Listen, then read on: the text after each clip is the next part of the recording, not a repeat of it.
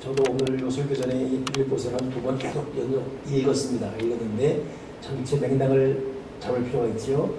여러분, 빌립보서는 사도 바울이 로마 감옥에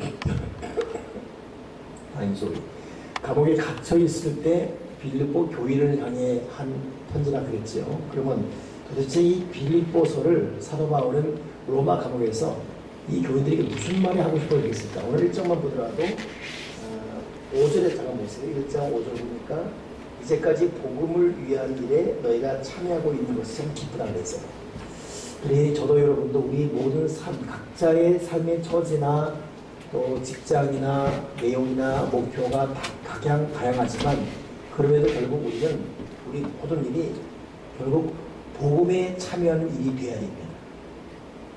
그냥 막연하게 육체적인 일, 나만을 위한 일, 이걸로 끝날 것이 아니라 우리가 살아가는 방향, 이 모든 것이 결국은 복음에 참여하고 있는 일이 되는 것. 이것이 가장 육체적으로 어려운 삶을 사는 바울이었지만 영적 눈으로 본 우리 마땅한 가치 있는 생명력 있는 모습이다라고요. 두 번째 또 우리가 볼 것 10절에 보니까 나는 너희들이 허물없이 진실하여 그리스도의 날까지 이르고 예수님으로 말미암아 의의 열매가 가득하여 하나님 영광과 찬송이 되기 원합니다. 우리가 진실하고 허물이 없이 결국 하나님의 영광에 이르기를 바라는 것. 이것이 이 사도 바울이 두 번째 영적인 입장에서 밝힌 부분이에요. 우리가 참 인생을 살면서 진실하고 허물이 없이 살아가는 것. 우리가 어떻게 살아가면서 어떻게 인생을 참 마칠 것인가. 이 고민해야 될 부분이죠. 세 번째 사도 바울의 애탐이 뭐냐면 18절에 보니까 너희가 싸우건 말건 간에 무슨 방도라든지 전파되는 것이 예수 그리스도니 이로써 나는 기뻐하고 또한 기뻐한다. 그러니까 사도 바울은 어떤 예수님의 전파된 것을 기뻐했습니다. 그렇기 때문에 우리는 그냥 내가 증거되고 내가 자랑되어지는 것보다 예수 그리스도가 어떤 전파되는 것을 기뻐했다. 더 나아가서 20절에는 죽든지 살든지 죽든지 내 몸에서 그리스도가 존귀하게 되라는 것. 이것이 사도 바울의 꿈이었어요. 이 네 가지 여러분 보십시오. 이 사도 바울의 참 어떤 마음의 자세는 보통 우리가 예수 믿고 있지만 우리들이 보편적 삶에 있는 생각해 볼 수 없는 그런 모습이잖아요. 그렇죠? 자, 그렇기 때문에 27절에 보니까 어떤 말이 있죠? 오직 너희는 그리스도의 복음에 합당하게 생활하라. 계속 이런 말이 나와요. 그리스도의 복음에 합당하게. 우리의 생활이 복음이 증거돼요. 그리스도의 복음에 합당하게 생활하라. 그러니까 오늘도 여러분 하루를 살면서 내 삶이 복음적인 삶이었는가, 복음에 합당한 생활이었는가 봐야 되겠죠.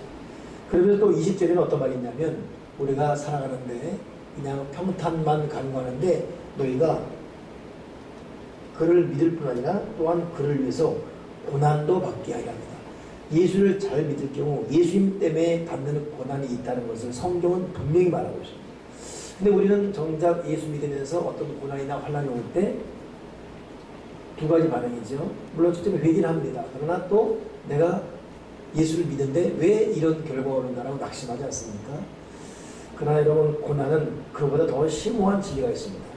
너희가 믿을 뿐만 아니라 예수님을 위해서 고난도 받게 하려 합니다. 우리가 지금 교회를 위해서 예수님을 위해서 받는 고난이 무엇이는가를 한번 살펴볼 필요가 있습니다. 여기까지 1장이었어요. 그래서 1장 볼 때 사도 바울의 고백은 어떻게 하든 1장의 핵심이 뭡니까? 이 빌립보서 1장의 핵심이 뭐예요? 정리해야 됩니다. 1장의 핵심이 뭐예요? 복음에 합당하게 살아가자. 그런 과정 간의 고난을 각오해야 된다. 그리고 우리는 살든 죽든 그냥 내 삶을 통해 예수님의 증거되면 감사하는 것이다. 그리고 결국 우리는 우리 삶이 하나님께 찬양과 영광이 된 것이 우리의 마땅한 본분이고 축제요 기쁨이다. 우리가 참 바쁘게 허겁지겁 살아가는 우리 일상의 모든 삶의 모양새와는 정 다른 모습이지요. 사도 바울은 그렇게 살았습니다. 지금도 이렇게 사는 사람들이 있습니다. 극소수지죠. 어제도 제가 어느 선교사님하고 통화를 하는데 굉장히 오지 있는 분이에요. 근데 그분도 나름대로 인간이기 때문에 허물도 있고 부족이 있습니다. 근데 한 10분 통화하는 과정 가운데 느껴지는 것이 그럼에도 우리보다 못 먹고 못 누리고 외롭고 고독하고 못 입고 힘들고 고생하고 너무 지치니까 불쑥 전화했다는 거예요. 오늘 또 전화 왔어요. 괜히 제가 어저께 횡설수설한 것 때문에 죄송하다. 근데 제가 그분하고 전화를 하면서 느낀 것이 뭐냐면 우리보다 여러 여건에서 참 험하게 살고 있습니다. 내가 어제 그렇게 전화를 끊었어요. 근데 선교사님 그렇기 때문에 선교사님이 도리어 저희에게는 선교사님이 부럽습니다. 왜냐하면 선교사님은 우리보다 더 못 누리고 더 못 먹고 더 괴롭고 더 고독하고 더 외롭고 의지할 대상도 없고 말도 안 통하고 그때는 그분이 이 말이 저 말이 안 들어가면 안 들어먹힙니다. 너무 상황이 힘드니까 삶이 힘드니까 외롭고 고독하고 힘드니까. 근데 저는 말할 때 진심이었어요. 근데 그렇게 말한 이유를 보게 되면 결국 우리 이 내면에는 하나님 영광을 위해 살아야 되는데 하나님 복음에 합당한 삶을 살아야 되는데 이런 이 저 밑바닥의 숨은 영적 호흡이 살아있는 겁니다. 오늘 이 사도 바울이 로마 감옥에서 빌립보 교회를 향해 있던 이 말이 우리의 이 가슴에 와닿으시기 바랍니다. 자, 2장을 다시 볼 텐데 우리 지난번 2장 1절부터 11절까지 읽었어요. 전임에서 다시 한번 읽어보세요. 지난주 말씀입니다.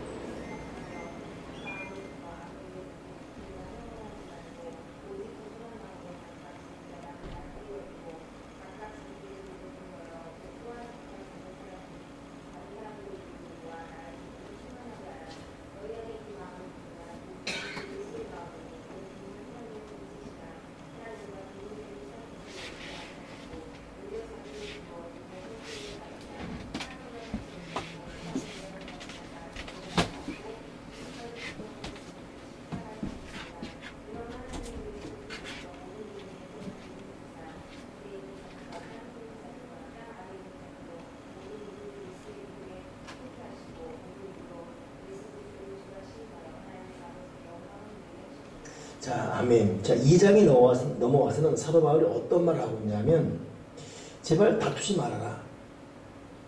도리어 겸손한 마음을 갖고 나보다 상대를 더 낮게 여겨주고 자기 일만 돌아볼 뿐 아니라 남의 일도 돌아봐줘라. 그러므로 하나님께 기쁨이 되는 삶을 살아라 이것입니다. 그래 1장은 우리가 복음적인 행동과 삶이 되길 바라면서 2장에서는 다투지 말길 바라고 있어요. 어때요? 오늘 여러분 혹시 다투셨습니까? 저는 뭐 다투지 않았어요. 딸하고 좀 싸웠습니다. 이것도 다투는 거예요. 다툼. 그러지 말라는 거죠. 그러면서 사도 바울이 5절에 어떤 말 했냐면 예수님의 마음을 품어라. 너희 안에 예수님의 마음을 품어라. 여러분 이것이 참 우리에게 급한 마음입니다. 우리가 예수님의 마음을 품어야 되는데 그 마음이 안 품어지는 거예요. 자꾸 내가 살아있고 내 혈기가 살아있고 내 계산이 살아있고 내 느낌이 살아있고 내 습관이 살아있고 내 취미가 살아있고 내 자존심이 살아있고 내 이익이 살아있고 뭐 이런 너희 안에 예수님의 마음을 품어라. 이걸 사도 바울이 말해요. 그러면서 예수님이 어떤 본을 보이려고 말하고 있죠. 죽기까지 복종해서 자기를 비워 종의 형체를 가졌다 이렇게 하고 있어요. 그러니 그런 이 겸손의 마음, 그 예수님의 마음을 품고서 다투지 말고 상대를 더 높여주라. 이것이 빌립보서 2장의 서론에 해당되는 말입니다. 그러면서 하는 말이 뭐죠? 그렇게 살 경우 예수님의 이름을 하나님이 얼마나 높여줬느냐. 그러니 진실로 내가 나를 높이면 떨어지지만 하나님이 우리를 높이면 진짜 높아지는 거예요. 근데 그 방법은 뭡니까? 예수님처럼 자기를 비우고 나보다 상대를 높이면서 다투지 말 것을 말하는 것입니다.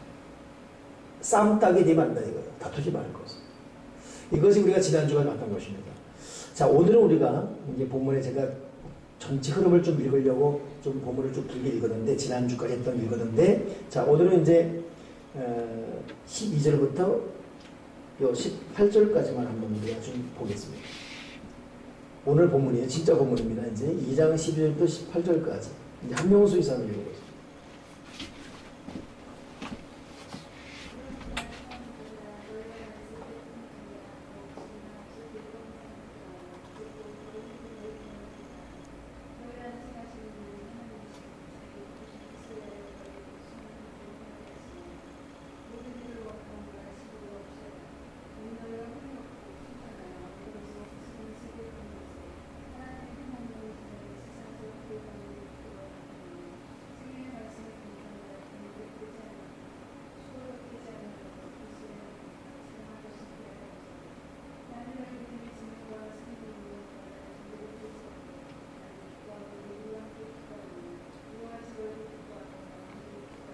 아멘. 자, 2장 12절 넘어와서 오늘 본문인데, 여기 보니까 사도 바울이 2장 12절에 어떤 말을 하고 있죠? 너희 구원을 이루라 그랬어요. 여러분, 예수 믿으면 구원 받은 거지 않습니까? 근데 이것은 현재 진행형으로 미래 완료형으로 말하고 있어요. 너희 구원을 이루라. 즉 여러분, 우리가 예수를 믿어 구원 받았습니다. 그러나 구원은 항상 이미와 아직의 긴장상, 하나님의 나라는 이미와 아직의 긴장 상태에 있다라는 신학적인 대명제가 있습니다. 우리는 예수를 믿음으로 이미 구원받았어요. 근데 그 구원받은 사람으로서 우리는 아직 도래하지 않은 하나님의 나라를 향해 가는 길입니다. 이미 받은 구원, 그러나 아직 오지 않은 하나님의 나라의 완성을 위해 가는 자다. 이런. 그러니 그 간극에서 사도 바울의 한 말이 뭐냐면 너희 구원을 이루라. 그래 저도 여러분도 예수를 믿음으로 예수님의 이름 보혈로 말미암아 구원을 받았습니다. 그러면 구원받은 사람으로서 우리는 이 땅을 사는 동안 구원받은 자의 삶을 가정에서 또 직장에서 살아가야 돼요. 너희 구원을 이루라. 두렵고 떨림으로 너희 구원을 이루라. 그 구원을 이루는 이 상향적 모습에 대해 사도 바울이 보면 5가지 말해놨거든요. 근데 먼저 결론부터 말하면 사도 바울이 우리가 마땅히 해야 될 이 신앙의 특별한 특징 5가지를 말하면서 이 어느 정도로 애타게 말하고 있냐면, 오늘 여러분 부분의 17절 보니까 만일 너희 믿음의 제물과 섬김 위에 내가 나를 전제로 드릴지라도 나는 기뻐하고 너희 무리와 함께 기뻐한다. 이와 같이 너희도 기뻐하고 나와 함께 기뻐하라. 이게 무슨 말이냐면 지금 내가 너에게 말하는 오늘 본문상의 이 몇 가지 특징이 너에게 기반다. 그걸 위한 것이라면 내가 나를 전제로 드려줬다 이것이요. 이 전제가 뭐냐면 한글 개혁에는 관제가 나왔어요. 개혁 개정에는 전제가 똑같은 말입니다. 전제 혹은 관제. 관제 혹은 전제 뭐냐면 짐승이 목을 딱 치게 되면 피가 쏟아나와요. 그 피를 그냥 그대로 재단에 붓는 거예요. 죽은 지 오래된 게 아니라 바로 죽은 그걸 갖다가. 그래서 사도 바울은 너희들이 진실로 믿으면 바로서는 그 신앙인이 가져야 될 특징을 가질 수가 있다면 내가 내 목을 쳐서 바로 죽는 날지라도 내가 기뻐하며 마땅히 그렇게 해주겠다 이것입니다. 그러면 도대체 사도 바울은 우리가 어떻게 되기를 바라는 마음을 썼을까? 그 첫째가 뭐냐면 오늘 12절에 있는 이 말이에요. 즉 두렵고 떨림으로 너희 구원을 이루라. 이게 뭐냐면 하나님 중심의 경외적 마음이에요. 하나님을 항상 하나님을 향한 높은 경외심의 상태. 이 두렵고 떨림은 하나님을 향한 두렵고 떨림의 경외심의 상태입니다. 크신 하나님의 존재 앞에 나를 제대로 드러내니까 그 존재하심 앞에서 내 존재는 감히 쳐다볼 수도 없는 두렵고 떨림의 이 공포심, 거룩한 공포심, 경외. 그래서 항상 복종하는 마음으로 자기 처신을 제대로 하는 하나님의 인격을 닮아가는 이런 마음이 이게 하나님 중심의 경외적 마음이거든요. 그런 마음으로 너희의 구원을 살아가라 이것입니다. 그러니 사도 바울이 진실로 우리에게 말하는 것은 바라는 첫째 마음은 하나님을 향한 경외하는 마음을 가져라. 하나님의 경외심, 하나님을 향한 경외심을 회복하라.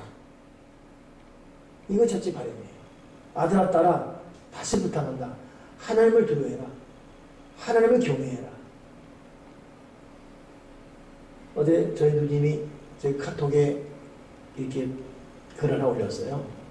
이제 안부를 부르면서 홍 목사 사느라 고생 많소. 뭐 고맙습니다. 뭐 이렇게 서로 말을 주고받았는데 마지막 말이 뭐냐면 그래도 초심을 잃지 마시오. 초심을 잃지 마시오.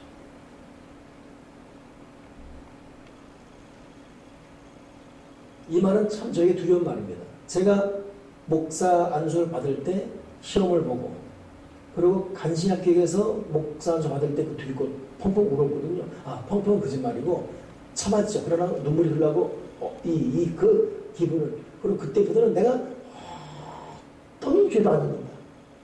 그리고 지금도 기억나요. 목사 안수 받는 날 조동출 목사, 김선영 친구들이 왔었어요. 근데 저는 목사가 돼 그들이 나보다 좀 늦게 받았습니다. 근데 축하로 왔었죠. 내가 그때 광주에 있을 때인데 이제 할머니가 같이 밥도 먹고 그래야 되잖아요. 내가 뭐 산신령처럼 걸어다녔어요. 걷는 것도 목사 저 왔으니까 그때부터 종주 여기 앉죠. 먼저 앉죠. 왜 그러냐? 아니 먼저 앉고 먼저 물 마르지 물 마시고 정말 그렇게 살아야겠다라는 그 애정이 있어요. 농담도 하지 않았고 근데 그런 자세가 지금 온데가면서 그러죠. 우리 김효원 전사님 어제 목사 안수 목사 옷이 보고 왔거든요. 거기 전날 보니까 얼굴이 웬 파김치가 돼가지고 왔어요. 인생 다 사는 사람처럼. 오늘 좀 이제 소생이 된 것 같아요. 내가 볼 때 합격률은 5대5에 보니까. 제가 총회 관계자 이렇게 아까 전화를 했었는데 보통 70점이 카트라인이에요. 근데 이번에는 지원자가 많아서 70점 카트라인 안에 들어도 위에서부터 합격자 수를 자른다 그랬어요. 그러니 85점 맞아도 85점 이상 맞아서 많으면 그냥 문자 자르는 거예요. 하필 걸려도 그렇게 걸려들었어. 근데 이번에 이제 그 설교 준비하는데 설교 준비를 이렇게 해왔어요. 제가 검열을 해야 돼요. 담임 목사님과 검열을 하고 올려서.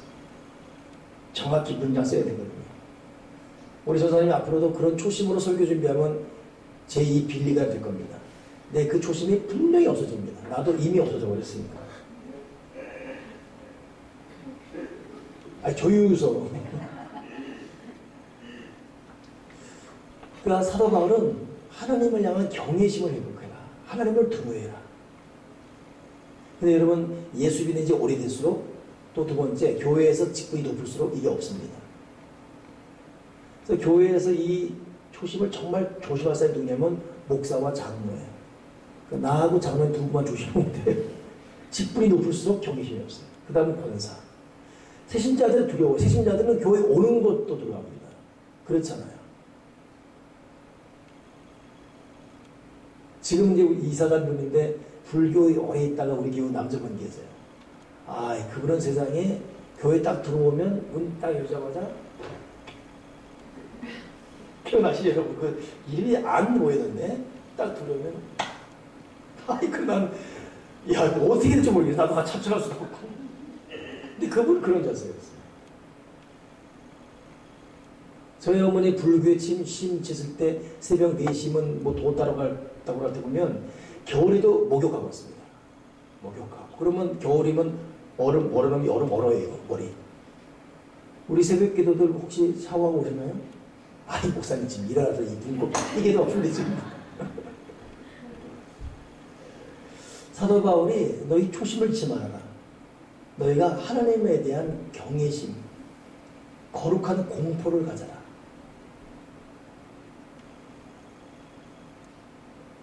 이것이 우리가 간직할 첫째 마음입니다.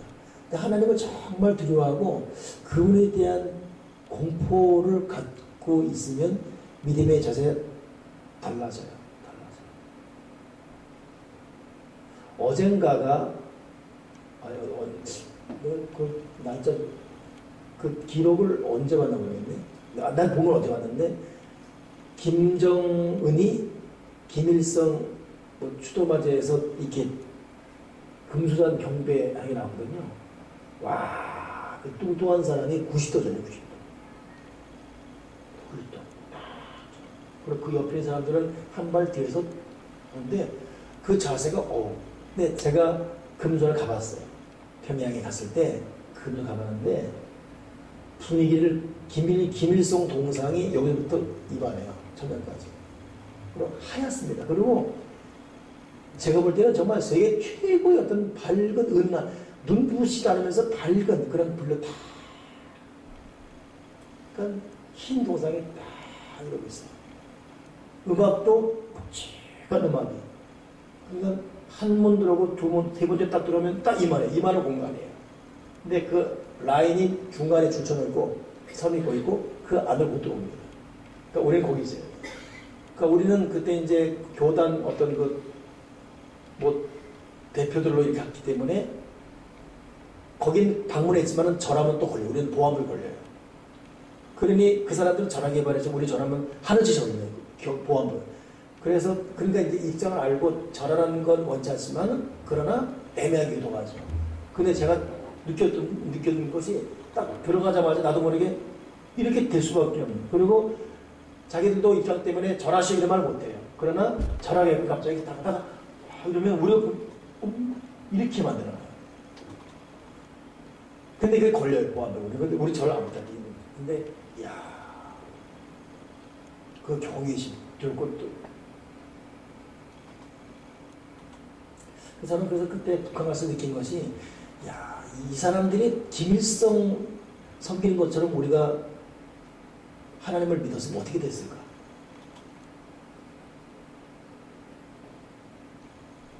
아무튼 지금 사도 바울에게 하나님을 향한 거룩한 공포, 경심을 회복해나 두렵고 떨고. 두 번째가 뭐냐면 13절에요. 너희 안에 행하시는 이는 하나님이시니 자기의 기쁘신 뜻을 위하여 너희로 소원을 두고 행하게 하신다. 이 말이 뭐냐면 우리 속에 두 번째는 거룩한 마음의 소원이 일어나야 돼요. 하나님의 열심이 우리 속의 역사에서 하나님의 일에 열심을 내는 거룩한 소원이 일어나게 되는 것. 이것이 사도 바울의 두 번째 우리를 향한 당부입니다. 그러니까 우리가 첫째는 하나님을 향한 거룩한 경외심이 되고 두 번째는 하나님의 일에 대한 열심이 막 살아나야 돼요. 어때요? 여러분 스스로에게 한번 견뎌보면서 말씀을 듣기 바랍니다. 나에게는 지금 하나님을 향한 거룩한 공포심이 있는가? 두 번째, 난 하나님의 마음이 내 속에 역사함으로 하나님의 일에 대한 열심이 있는가?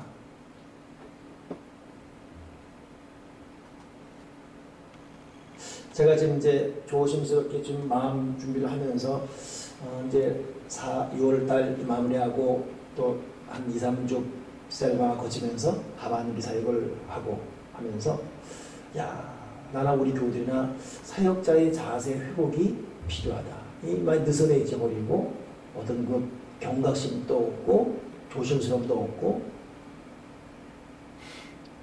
그냥 타성에 젖어서 하면 이건 여러분 이건 하나님 아버지가 기뻐하는 게 아니죠.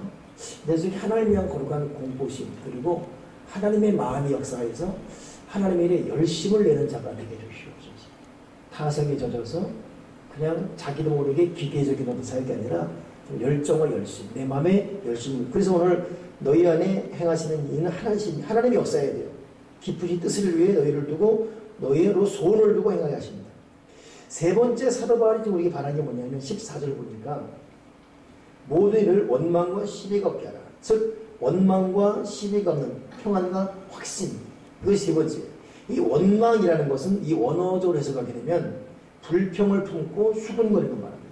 그러니까 원망이 그냥 마땅한 원망 감성적인 것이 아니라 원망의 구체적인 표현은 불평을 품고 결국 입으로 수군거리는 것. 이스라엘 백성이 광야에서 무너진 이유가 이 원망이거든요. 불평을 품고 수군. 이것이 실패의 원인 중에 하나.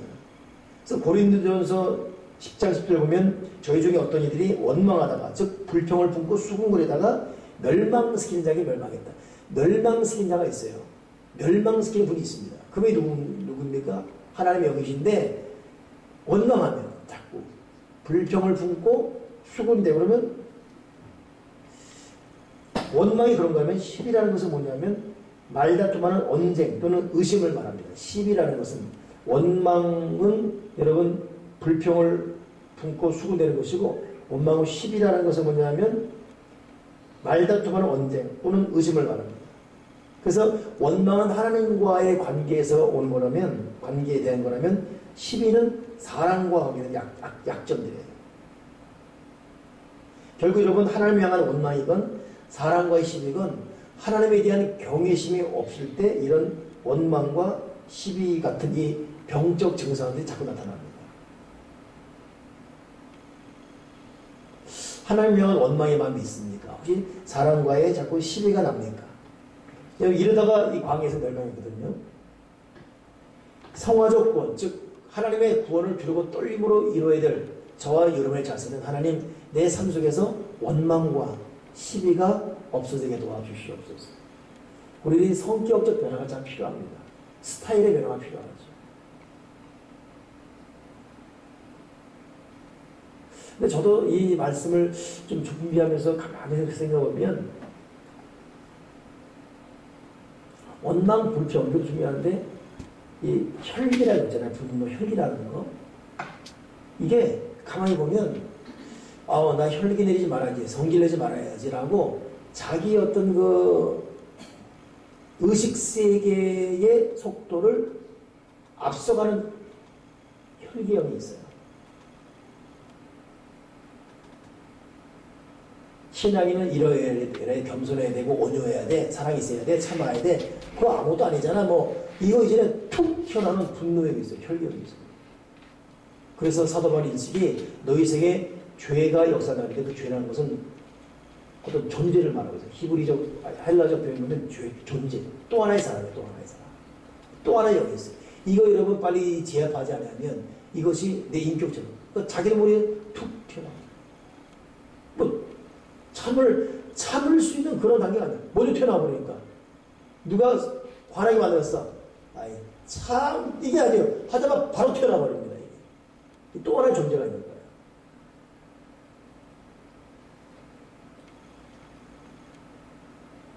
손쓸 겨를이 없습니다. 말씀으로, 들은 성경적 지식으로, 그동안 어떤 해왔던 어떤 스타일로 참을 시간이 안 돼요. 먼저 튀어나버리니까 혈기가, 성질이 또 하나의 존재가 있는 거예요. 그게 마귀형입니다. 마귀. 그러니까 여러분, 우리에게는 마귀형들이 있어요. 때로는 혈기로, 때로는 정욕으로 자기를 툭 튀어나요. 이 속에 웅크리고 살고 있는 거예요. 숨을 죽이고 살고 있다가 결정적 순간에 툭 튀어나와요. 그래서 우리는 회개함으로 이 악한 영들을 토해내야 되고, 이 빈 공간을 자꾸 말씀과 순결을 채워야 되는데, 이 작업을 소홀히 하게 되면 이 귀신이 사방에 들어와서 뿌리를 내리고 이 세상에 지하 1층, 지하 3층, 지하 10층까지 파버려요. 이거 여러분, 이거 뼈대 뽑으려면 진짜 이 쓴 뿌리 뽑는데 애 먹습니다. 그러니까 거짓말도 여러분, 거짓말하지 말아야지 이만해. 어떤 말인데 순식간에 벌써 말이 거짓말 툭 튀어나왔어요. 안에 들은 거짓말도 아주 자기 어떤 언어 형성가 돼 있어요. 툭 튀어나와요. 거짓형이 정상에서 이게 쓴뿌리입니다. 이거 여러분, 이 뱀 잡을 때 굴에다가 불 집어넣으면 불 연기 때문에, 뜨거운 거 연기 때문에 뱀이 나오잖아요. 그 성령불이 들어가서 우리 구석구석 들어간 이 모든 이 더러운 영들, 이거 스스로 이 입으로 코로 귀로 그냥 영적으로 다 튀어나오게 해서 잡는 거 외에는 대안이 없어요. 이거 그냥 가만히 자기 나이만큼 들어가게 되면 우리 인생이 허비가 되고 사역의 방해가 되고 하늘의 신령한 복을 받을 수가 없습니다. 그리고 우리는 우리 영적 현실에 대한 영적 진정한 내 어떤 그 정체에 대해서 알아야 돼. 내 정체에 대해서. 너희 속에 원망이 있다. 하나님 향해서. 너희 속에 자꾸 시비가 있다. 사람에게 대해서.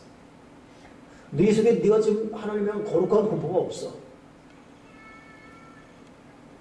오늘 사도 바울은 우리의 이 속사람에 대한 도전을 주고 있습니다. 네 번째가 뭐냐면 빌립보서 2장 15절을 보니까 이는 너희가 흠이 없고 순전하여 어그러지는 세대 가운데 하나님의 흠없는 자녀로 세상에서 그들 가운데 빛들로 나타내며, 이 흠정역이라는 성경을 보게 되면 이 말이 단순하게 번역되어 있어요. 흠이 없고 순전하여 어그러짐이 없는 자가 되라. 이렇게. 다시 말하면 네 번째 사도 바울이 우리에게 권면하는 이 빌립보서의 고백이 뭐냐면 순결입니다. 순결. 순결할 것.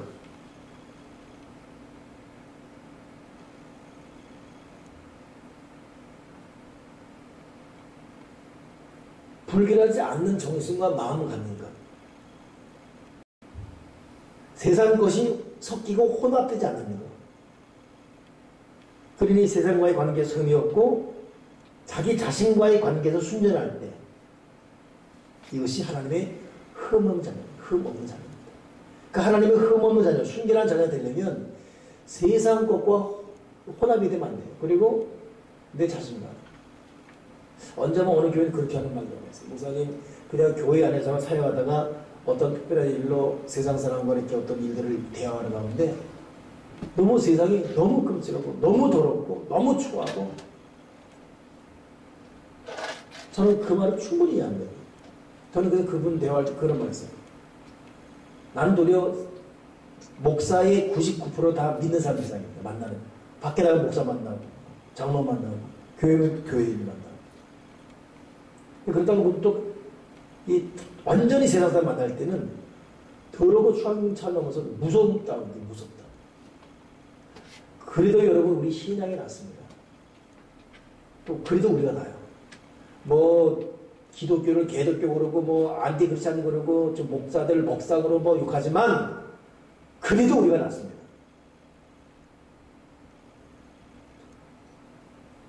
한참 그 한국 교회가 욕을 먹고 막 신문에서 도배했을 때가 있어요. 욕하고. 그래서 그때 막 안티크리스찬들이 이 인터넷에 막 도배하고 그럴 때 있었거든요. 그때 어느 칼럼 기사가 쓴 말이 있어요. 맞습니다. 교회는 욕을 먹어 마땅하고 모든 교인들 다 욕 먹어 마땅합니다. 교회에 비리가 있고 부정이 있습니다. 하필이면 그때가 서해안의 기름띠 사건 때문에 여러분 기억나죠? 막 우리도 기름띠 제거를 갔잖아요. 그때 절반 이상이 기독교 도움이었어요. 정말 어렵고 힘들 때 도움의 손길을 외치는. 그러니까 교회의 구제를 세상이 못 따라가요. 따라간다면 삼성이나 현대 이런 사람들이 나라가 압력 주니까 기부금 뭐 100억 내는 것 뿐이지 그 강압에 의해서 자발적 어떤 도움이나 어려운 손길 내치는 그래도 교회입니다. 왜 그렇죠? 우리가 부족하지만 우리는 양심이 살아있어요. 그래도 세상보다 우리가 낫습니다. 근데 그들이 우리를 그렇게 보는 것은 은연중에 그래도 교회는 자기들보다 나아야 잣대 때문에 보기 때문에 그런 거겠지만 이해하지만은 그래도 여러분 오늘 이 흠없기를 바란다는 이 말을 더 우리가 마음에 간직해서 흠없다는 두 가지예요. 세상과 섞이지 말아라. 둘째는 네 자신과의 관계에서 순전해져라. 저는 두 번째 맥락이 참 중요해요. 우리는 세상과의 거리두면 그 유예가 될 수 있어요. 근데 내 자신과의 관계에서 순전해지는 거예요. 특히 여러분 새벽에 일어날 때, 밤에 잘 때 하루를 정리하면서 내 존재와 대화할 수 있어야 돼요. 과연 오늘 내가 어떤 삶을 살았는가. 다섯 번째가 뭐냐면 16절에 있어요. 생명의 말씀을 밝혀 나의 다름질이 헛되지 않냐고 수고도 헛되지 않냐므로 그리스도의 날에 내가 자랑할 것이 있게 하려 합니다. 즉 다섯 번째는 뭐냐면 전도하는 능력입니다. 전도하는 노력. 생명의 말씀을 밝혀 이 밝힌다는 것이 뭐냐면 실증하다는 뜻이거든요. 하나님의 말씀을 실제로 증거한다. 이게 밝히는 뜻이에요. 밝힌다, 실증한다, 실제로 증거한다. 예수가 생명이고 부활이고 능력임을 실제로 증거한다. 그러므로 사도 바울이 그랬듯이 우리의 행동이나 말이나 삶이 예수님의 복음을, 예수님의 생명을 실제로 증거하는 그런 삶이 되기 바란다 이것입니다. 다섯 가지를 정리하면 오늘 사도 바울이 빌립보 2장에서 하는 말이 뭡니까? 로마 감옥에 갇혀 있음에도 불구하고 하는 말이 첫째는 하나님에 대한 거룩한 공포를 가져라. 둘째는 너희 속에 하나님을 향한 열심히 회복되어라. 셋째, 하나님을 향해 원망하지 말아라. 사람 서로 시비하지 말아라. 다투지 말아라. 그리고 네 번째는 세상에 대해 구별되어주고 네 자신과의 것에서 순결해라. 순결해라. 다섯 번째, 아무튼 마음이나 삶에서 전도해라. 이 다섯 가지를 위한 일이라면 내가 내 목을 전제, 관제로 드릴 자도 원하는 바라. 그건 사도 바울은 목숨 걸고 하는 말이에요. 내가 내 목을 내놓고 한다. 제발 하나님에 대한 거룩한 공포심 가져라. 내가 내 목을 내놓겠다. 제발 숨기잖아. 내가 내 목을 내놓겠다. 하나님을 향해서 열심히 내라. 내가 내 목을 내놓겠다. 열심히 전도해라. 내가 내 목을 내놓겠다. 원망하지 말고 시비 걸지 말아라. 오늘 이렇게 지금 30번 넘게 한 말이 여러분 머리부터 발까지 자근자근 하나씩 하나씩 새겨지길 바랍니다. 기도하겠습니다. 하나님 아버지, 저와 우리 교우들에게 하나님 아버지를 무서워할 줄 알고 경외, 즉 거룩한 공포심을 갖고 살게 주시옵소서. 또한 우리 마음속에 다시금 하나님 일에 대한 열심히 부릴 듯 일어나게 도와주시고 원망하거나 시비하지 말게 도와주시며 내적으로도 순결하고 생활적으로도 순결할 수 있는 사람이 되며 우리가 전혀 손도 굳는 전도의 삶이 다시금 시작되어지게 도와 주시옵소서.